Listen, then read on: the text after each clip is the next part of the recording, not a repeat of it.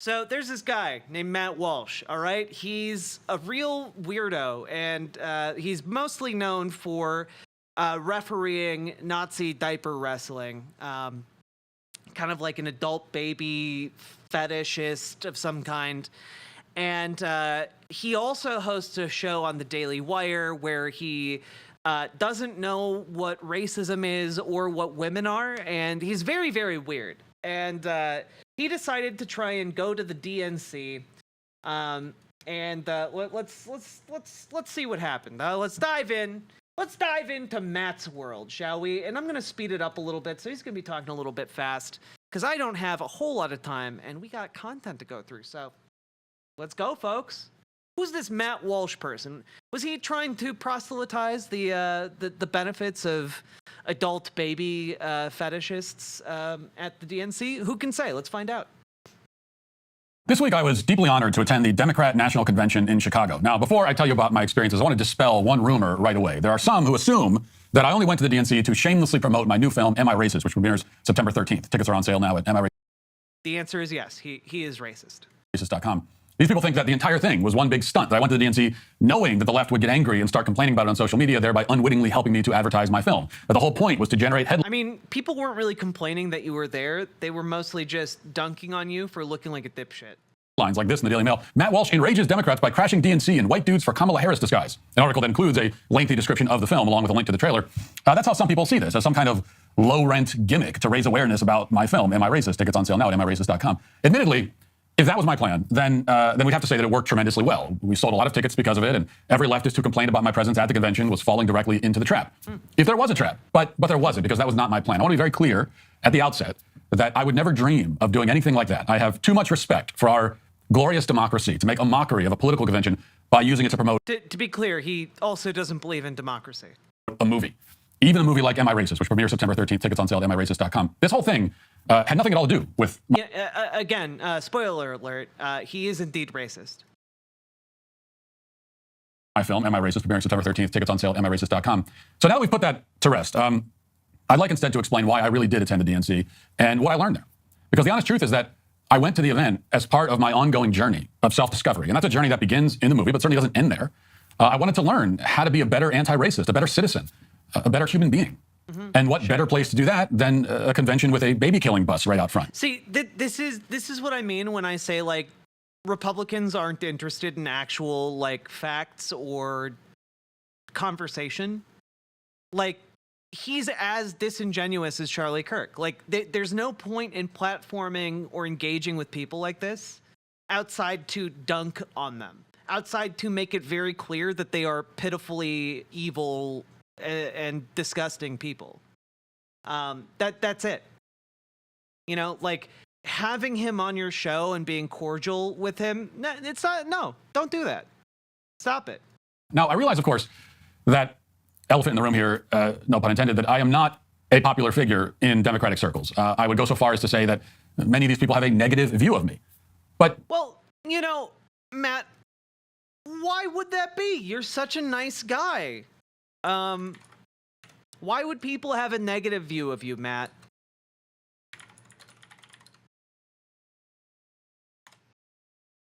Why would people have a negative view of you?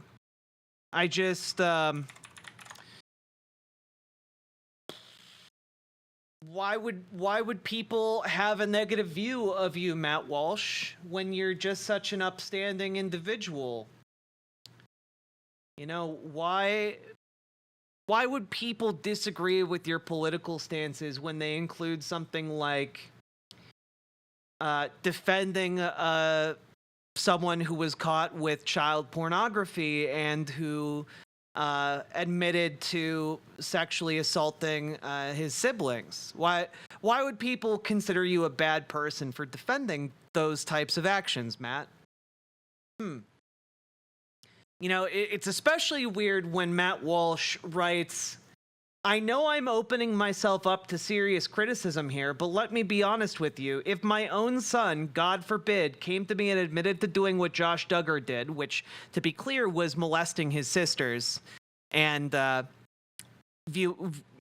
seeking out child pornography, I don't know that I'd immediately run to the cops. Would you? Is it really that simple? The decision to have your child arrested as a sex offender would be an automatic thing for you? Really? I guess I'm just a horrible person then. And the answer is yes. You are just a horrible person, Matt. You literally wrote, as a father, maybe you weren't the father at the time. You're a father now. But you wrote that if your son raped your daughters, you wouldn't report it to the police. Because it wouldn't be fair for him to be labeled as a sex offender. Yeah, that's covering up your son's rapes would make you a terrible person, yes. Allowing your other children to be endangered by that rapist you spawned would be bad, yeah, actually. Yeah, Matt Walsh, Matt, I violate my children's consent all the time, Walsh. Yeah. Super not sussy at all. I also knew that Democrats value tolerance above all. They embrace diversity. They have a welcoming and loving attitude towards everyone. And I took great solace in that. And I knew that I would be greeted with the same spirit, a spirit of joy and welcoming, especially because I was attending the event in my man bun and my White Dudes for Harris shirt, which was my way of signaling that I'm a member of the tribe. I'm a safe person to have in their safe space. But this wasn't just about bettering myself, I should say. I also wanted to alert the attendees to one of the greatest dangers lurking in the world today, Project 2025. Now, everybody's heard of Project 2025 at this point, but nobody really knows what it is. And the people at DNC especially don't know what it is, which is why I brought some literature to educate them on the subject. And we'll have more on that in a few minutes. But first, I'll show you the wonderful conversation that I had with somebody shortly after I arrived at the convention on our first day. And this was a lovely woman with pink hair and a COVID mask. We dialogued about many important issues, including racial justice. I thought it was a great conversation. Here's a quick snippet of that. So are you partisan? Well, we're partisan for the truth. Is what we're partisan right, for. nice. I like that. Partisan for the truth. That's Even good. though I'm wearing a Kamala Harris hat. Right, I know. Right, It's not partisan. But I'm advocating for her in like a nonpartisan way. Yeah, exactly. Because if you don't vote for Kamala Harris and Trump gets in, these policies get implemented. That's all. We got to stop Trump. Kamala's going to get in. We know it's good. It's going to happen. But Fingers crossed. Right, fingers crossed. You know, but if she doesn't, but if she doesn't, again, they're going to continue to try pushing. Because racial justice is the particular focus of mine. Is that important to you in your personal life, to decolonize, decenter your whiteness? Hands down, absolutely. And everything you do, you have to think about. How do you do that on a daily basis? You get up in the morning, you're decentering. First of all, who has access? Who's at the table? And who's in the room? I'm going to go a little overboard. Yeah, go. Let's hear it. If I walk into a room and there are people of color in the room, I want to literally not be in the center of the room. Yep. So I'm walking around the edges of the room. Just so I'm not in the center. Not everyone goes that far. Right. And that's super committed to it. So I mean, I walk in a room, I'm white, but I'm also an anti-Zionist Jew of Ukrainian descent. I'm also a lesbian. I also, identify as a dyke. So like all those things. you got a couple more. But I don't got to say points, but you have a couple more points. Right, so you have to be aware. I have no points. Well, no, but you have a say. And also, if you're not fighting for reproductive justice as a man, especially as a straight man, that's some work to do, right? Yeah. I look around this place. There's too many white people. Oh, absolutely, yeah. Too many white But a lot of black women who are organizing, and they always have the white people it. walk through. Right, because the black women set up, the white people show up. But this is an elite scenario here. Yeah. I mean, it is. It's just like anybody can come, but really. Hey, just real quick, fun fact in case you missed this. Matt Walsh has said a lot of things in the past, and I imagine this is only tangentially related. I'll admit it. He's talked about 14-year-olds, 15-year-olds, 16-year-olds being the most fertile. He's agreed with people saying that girls that age have a need to breed. He agreed with someone who said that to him. He said, "Oh yeah, sure." And I think it's particularly problematic because obviously he's talking about how underage children have a need to breed. He's talked about underage girls being married being a good thing, and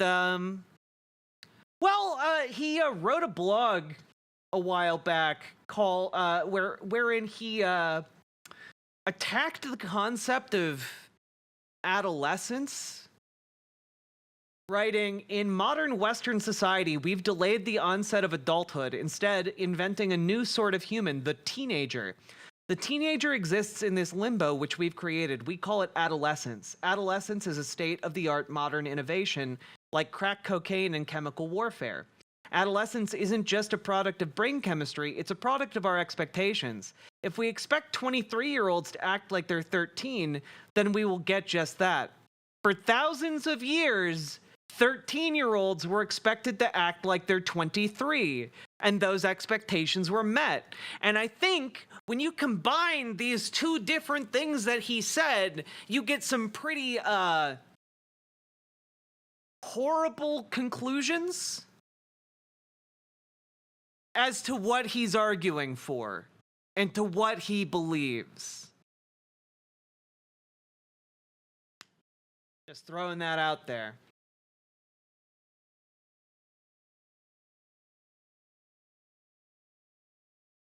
Can they? Do they feel like they're welcome?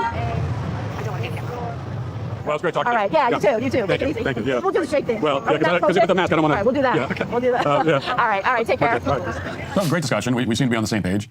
Left on good terms. And I was excited to walk around the convention, talk to many more people, many of them also wearing pink hair and COVID masks. But unfortunately, after talking to one person and having a completely civil and intelligent conversation, you just saw it, and even, dare I say, becoming best friends, I was nonetheless reported to security and escorted from the building and told that I'm banned for the rest of the week just because of that conversation.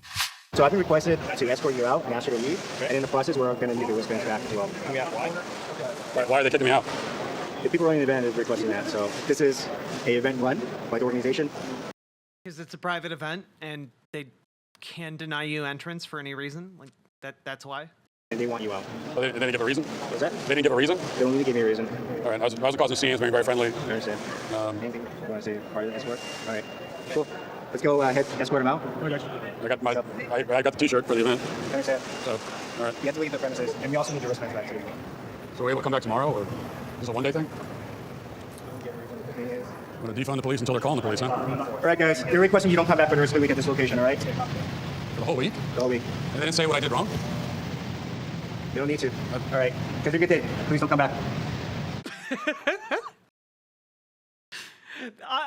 Why is he posting his L's like this? Unironically, like the act like it's so easy for security to look like the assholes in these situations, and yet in this particular one, they're just like, we don't need to give you a reason. It's a private event. Bye, loser. Like actual king shit.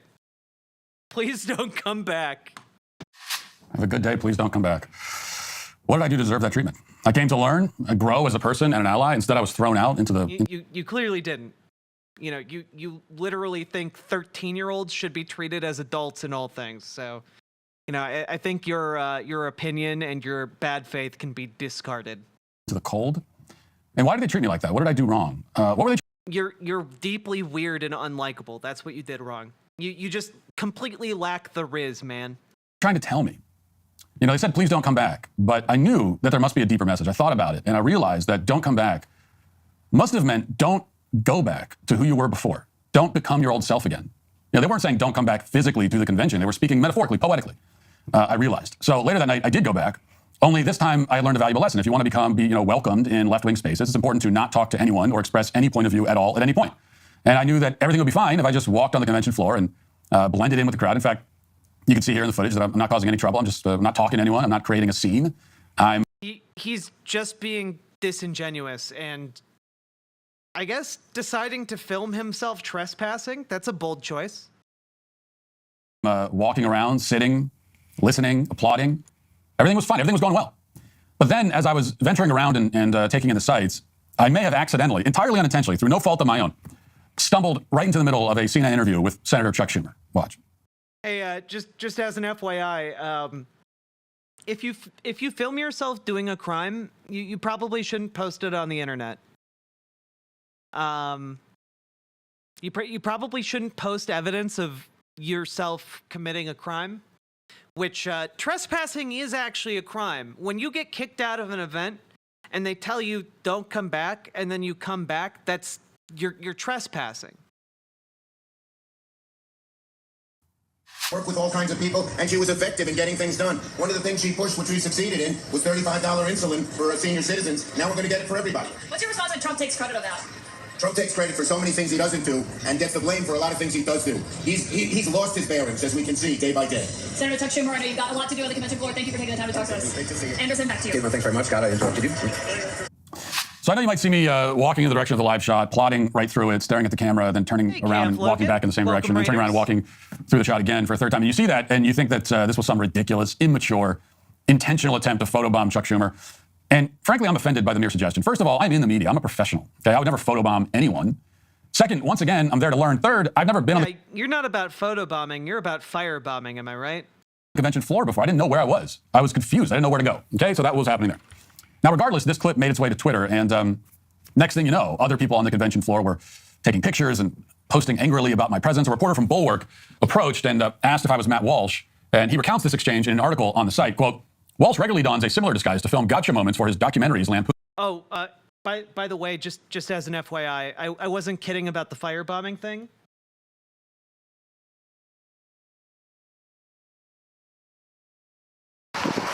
We had Bill Press on the show, what was that, Tuesday? Yeah, Tuesday, how the radical right has poisoned America's airwaves. And to show our appreciation of Bill Press's work, we're going to burn his book. This is what we're going to do. This is what we think of liberals, Bill Press. This is what rednecks do when rednecks don't like you. Light it on fire, Matt Walsh. All your liberal talkings and your liberal Your readings. liberal this and that. We're going to burn your damn book. For dumb redneck asses could learn how to light it on fire. You just don't judge us for this. How'd the Nazis do this? You wait until we learn how to use fire. We're gonna burn our damn fingers off. Oh, there we go. Woo! There's you some taxation.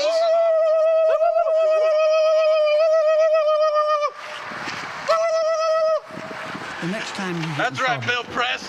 Screw you. I forgot that fire needs oxygen. How you like that? Should have thought about this before we lit it on fire. Goddamn. Watch yourself now, boy.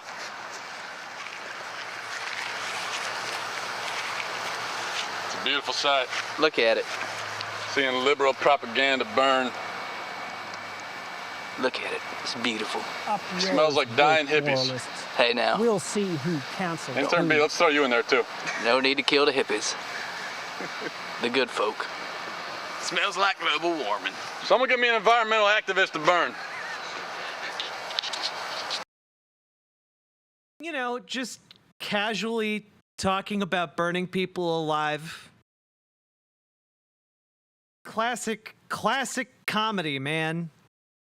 Just classic comedy. This is actually awesome. Don't let it come back up now.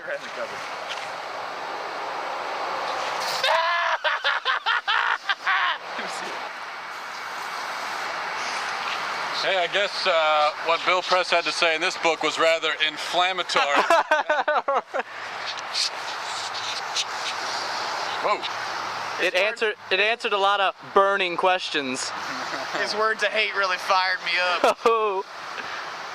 You've seen, yeah? My God, what a beautiful sight.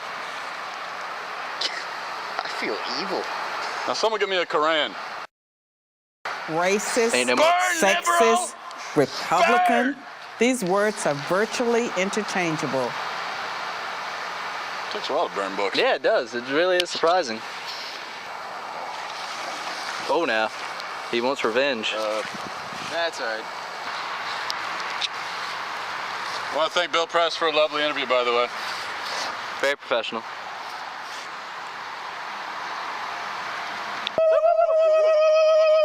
Imagine being this bad at burning a book. Can we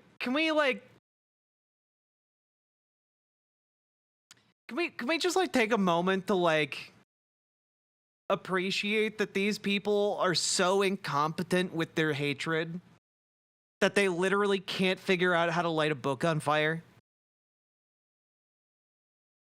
Anyway. Progressives. For that reason, it wasn't difficult to recognize him, even on the crowded convention floor. I asked him if he was Matt. What was that noise at the end? They're doing. Walsh. No, I'm not, he said after a wide-eyed look. When I followed up with, I know it's you, he replied, that man is dead. I'm a new man now. How long do you think before OnlyFans? You and I both know that if Trumpy Trout gets used in that way, it's going to get used on OnlyFans. Now, I can confirm that that is an accurate quote, and it was true. I was a new man. The security guard told me not to go back to my old ways, to change myself, to be transformed. He didn't say that exactly, but that was his point, right? That's what he was trying to say. And so I took it to heart. Nonetheless, next thing you know, I was trending on Twitter on a night that was supposed to be Michelle and Barack's big night, which is really embarrassing for me. And lots of angry tweets were posted like this. I apologize for nothing, Ms. Molina. This one. Fam, Matt Walsh is at the Dem convention posing as a delegate. Do not talk to him. Call him out. Tell security if you can. Please reshare to spread the word. Hate monger. Fake. Loser. Now, there were hundreds of other tweets along these lines. And the Democrats were frantically warning each other about me. They were on the lookout. My man bun was suddenly like the dorsal fin in Jaws. I was the monster from the deep, swimming through the crowd of people. And they were on edge. Wait, shouldn't a man bun at the DNC not really stand out? Like, isn't that kind of the purpose of a disguise? Nervous. They were very unhappy to have me there. And the outrage continued on social media long into the night, well after the event had concluded for the evening. I have to tell you that I don't usually get this vulnerable on the show, but I left that night feeling defeated. All I wanted to do was learn and evolve and become a better ally. I didn't want any attention. It's the last thing that I wanted. And I didn't want to cause any problems. Again, I certainly didn't want to draw attention to myself, or least of all my movie, Am I Racist, premiering September 13th. Tickets on sale at amiracist.com. Honestly, Matt Walsh just needs to like suck it up and make a movie titled "Am I an Ephebophile?" Because the answer to that seems to be yes from all of his public statements. So I didn't sleep much that night. I was tossing and turning, struggling with feelings of rejection. Would I ever be accepted as an ally? Would these people ever welcome me into their fold? That's what I was asking myself. Well, the next morning, I knew what I had to do. I'd already been kicked out and banned from the premises once. I'd been caught accidentally on national TV. I was trending. People were angry. They didn't want me there. That was clear. And I was going to respect that. I was not going to go back to the convention. So instead, my whole team went back. And they dressed in Kamala Harris gear, got new wristbands because the old ones had been confiscated by security, and spent the afternoon handing out hundreds of flyers to the people at the convention. I knew that I couldn't be there in person, but I still needed to get the message out. That's how committed I was. I needed to warn the convention attendees about the radical Project 2025 agenda. They might not welcome me, but I still care about them. I am concerned for their safety. So I had to let them know that. Oh yeah, Ich bin dead. Matt Walsh made a new documentary called "Am I Racist?" which the answer is yes. So like, it's such a weird rhetorical. Truth about Project 2025, one way or another. Now, I had been able to hand out a bunch of the cards myself, as you can see here, the day before, but I wanted my team to pass out hundreds more. I said, go and get these circulating, hundreds of them, get them circulating all throughout the entire convention. Get a card in every person's hand. That's how important this is. And the cards all had a simple message, which was visit project2025.com to learn the truth about Trump's radical plans for America. In fact, one of my producers, Ben, who also appears in the movie Am I Racist, premiering September 13th, had a chance to give a card to Don Lemon and was even interviewed about the website by Don. Watch. And learn a little bit more about Trump's absolutely radical. So we're asking people, you can't comment. No, but if you go to that website, you'll find out a lot more. Thank you so much. Thank you. Now, I want you all to go to project2025.com yourself to read all of this important information. But for your edification, You gave him a card that gives him that he doesn't know what the website is, and you misrepresented it. Haha, good joke. I'll tell you what's on the site, and you can see it here. It's beautifully designed. This is cutting-edge graphic design, the most beautiful website that you'd ever find in 1997. And right in the middle of the page is a trailer for my new film, Am I Racist?, premiering September 13th. From there, you can click a link to find out about our next meeting, which takes you to a page to buy tickets for the film. If you click where it says Mega DEI-ference, it will also take you to a page to buy tickets. Most of the links actually just take you to a page to buy tickets. Although, if you click the audio link on the site, it takes you here.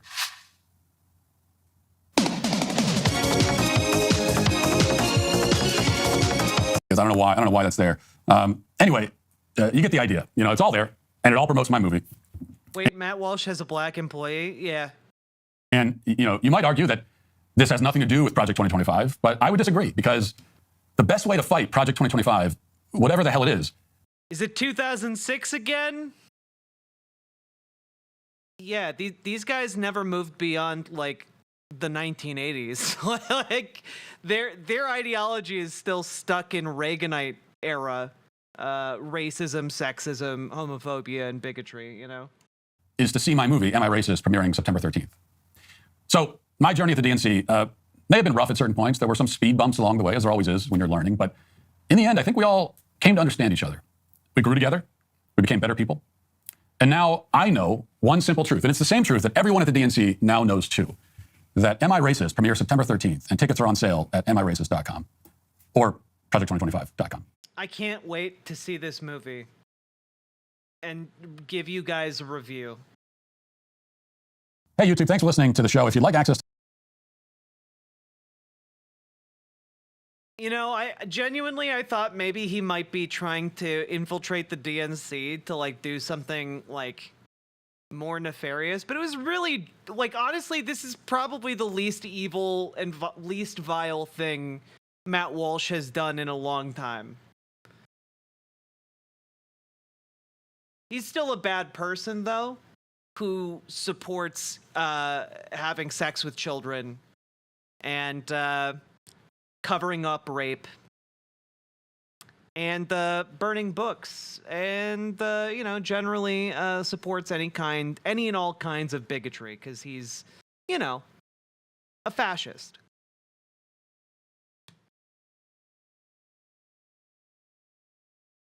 Matt Walsh wants to be Borat so bad, but he's not only not funny, he is like the most boring iteration of Borat. That's true.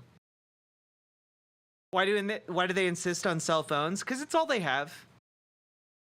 Because when you play the victim to the extent that conservatives do, like, you really got to play it up, and at a certain point, it's all you have left.